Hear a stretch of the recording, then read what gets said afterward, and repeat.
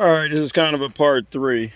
What am I doing about the water towers that the dogs like to dig under because it's hot and they find nice little cool places? So I got the towers back up, at least two of them, and Bolty already dug under there. And see, this is why it's dangerous, is because obviously that's a big tote full of water, and when they make these nice cool spots, which is real weird why he chose this spot. There are a lot of shaded space in camps, but he likes it. And the little ones are digging under there. So I piled up as much dirt as I could. There's center blocks in there and rocks and other things to slow them down and deter them. But at the end of the day, they're gonna do what they wanna do. So my approach to this, well, first is I'm not gonna wait and leave that like that. And that's how I failed the first time. They're real quick. I mean, I'm lucky he stopped there. If he kept going, he absolutely could have toppled the tower.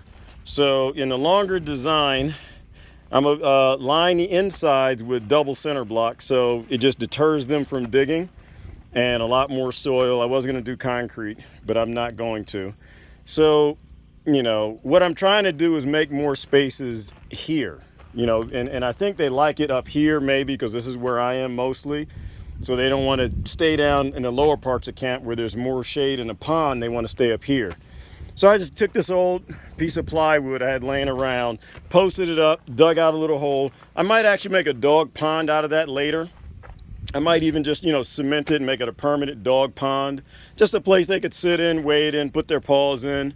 But as soon as I made this, the pit bull, he instantly, this was a home for him.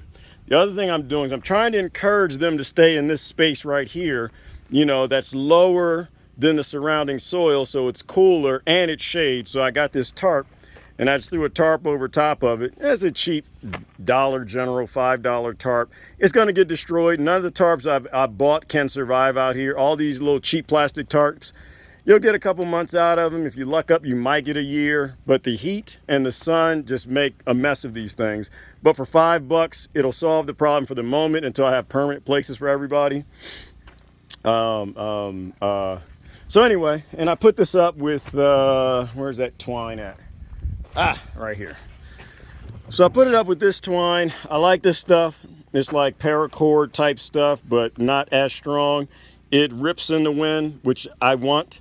So what I'm not trying to do, which is why the tarp is flapping, I'm not trying to make a sail. If I make a sail out of this, the wind out here will literally knock these towers down. The wind out here gets that strong. Not only that, I chose this rope because it snaps this rope, which is important. If the wind is blowing hard enough to snap this rope, it means most likely it's not gonna knock the towers down too.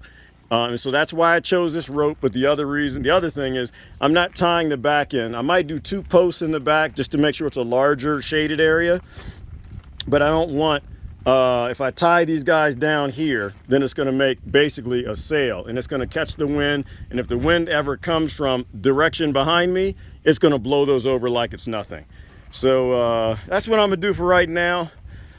We'll see how this goes. I got my neighbors are coming down to do some building this weekend, so I might not end up working on this. I might go hang out with them and try to see what they need help with.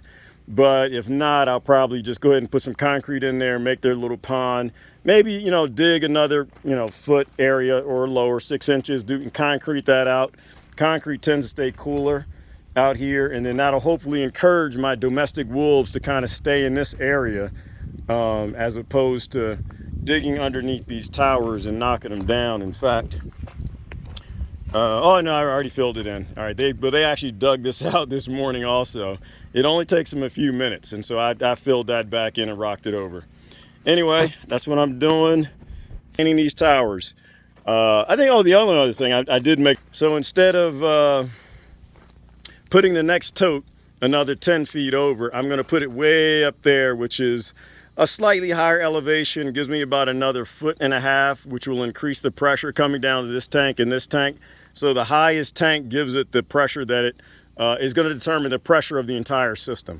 As well as the longer the water runs, the more pressure it gets, which will increase the pressure going to the grow beds. So anyway, not gonna do that. I'm shutting down. Unfortunately, I got to offload water. Haven't had here, although we got rain predicted next week. And you can hear in the background the generators going. I've noticed that the batteries, the battery management system said they were only at 67% charge, and it's 5 o'clock in the afternoon. That makes no sense to me. So something is wrong with the system. And, you know, when you start messing with these things enough, you get used to, you know, where your power level should be. I should be over 80%, if not 99. And so the fact that I'm at 67, it means that something else is going on. This is the benefit of having a generator. So I turn the generator on. That's kind of running the power for the camp for the moment, and that's allowing the solar to catch up. And I think we're pushing about 10 amps into the batteries. So I'll probably, by nightfall, we'll probably be at 100%. And I'll troubleshoot the solar tomorrow. You know, out here, you kind of do what you have to do. You do it when you need to do it, and you go with the priority. And right now, that's not a priority. But I suspect it's going to have something to do with the smaller solar panels or the charge controllers I've been looking to replace. Well, one of them. I replaced 2 of them. One more I want to replace. Anyway, there's Gerard Green in West Texas. Y'all have a great day. Oh, look at the wind. Look. See, and that's exactly what you want. When the wind comes in and it gets high, it'll just blow it up. Air can go underneath, wind can go above and underneath. If the wind actually trapped and made a balloon sail, it would do all kind of horrible things you're not going to want. At the hard way at 4 a.m. in the morning, fighting plastic, trying to hold it down, and while trying not to get eaten by mountain lions, jaguars, and kissed by rattlesnakes. Y'all have a great day.